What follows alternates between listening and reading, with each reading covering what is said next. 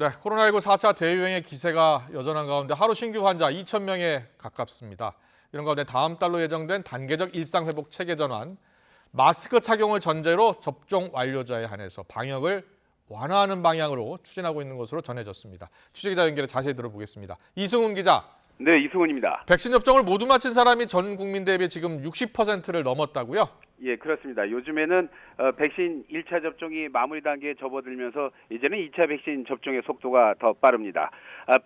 신규 백신 접종자를 보면요. 1차는 5만 6천여 명 정도에 그쳤지만 백신 접종을 모두 마친 사람은 하루새 40만 명 넘게 늘었습니다. 이에 따라서 국민 백신 접종률은 1차 78.3% 그리고 2차는 61.6% 수준입니다. 정부는 내일 발표할 거리두기 조정이 단계적 일상회복 체계 전환 이전에 마지막 거리두기 조정으로 판단하고 있습니다. 또 이걸 2주로 할지 3주로 할지 조정 기간 역시 일상회복 로드맵 등을 고려해서 정할 거라는 게 정부의 공식 입장입니다. 다음 달로 예정된 단계적 일상회복 체계 전환. 자, 마스크 착용을 전제로 접종 완료자에 한해서 방역을 좀 풀어주는 그런 방향으로 추진된다고요?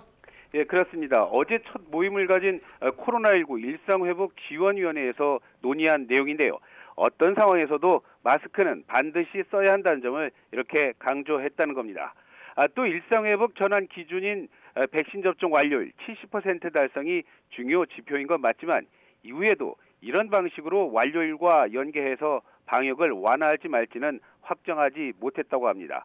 예를 들어 정부는 접종 완료율이 70, 80, 85%로 높아지는 시점에 영업시간을 풀거나 모임 인원수를 완화하는 게 어떻겠냐는 의견을 내놨는데 이를 두고 위원들 사이에서 의견이 많이 달랐다는 겁니다. 또 접종자를 늘리는 데는 한계가 분명한 만큼 단순한 접종률 외에 의료 여건과 같은 여러 요소를 고려해야 한다는 민간의 의견도 많았던 걸로 알려졌습니다. 방역 완화와 관련해서는 참석자 가운데 접종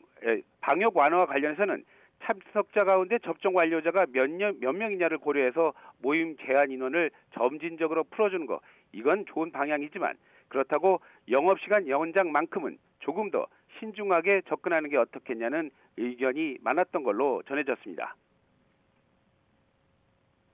네, 계속해서 지금까지 확인된 환자 발생 추이도 정리해 주시죠. 네, 하루 신규 확진자는 1,940명입니다. 감염 경로를 보면 국내 발생이 1,924명이고요. 해외 유입 사례가 16명입니다. 수도권 환자가 많아서 서울 745명 등 지역 발생 환자 10명 가운데 8명 이상이 서울에서 확인되고 있습니다. 서울과 경기도, 인천에서 확인되고 있습니다. 수도권 밖에서는 충북과 충남, 부산, 대구 등에서 40명이 넘는 신규 환자가 확인되고 있습니다. 거리두기 조정을 앞두고 사망자와 위중증 환자가 많아서 걱정이 커지고 있습니다. 관련 사망자는 하루새 13명이 늘었고요. 위중증 환자도 12명이 늘어서 중증 이상 분류 환자는 현재 371명입니다. 지금까지 사회부에서 전해드렸습니다.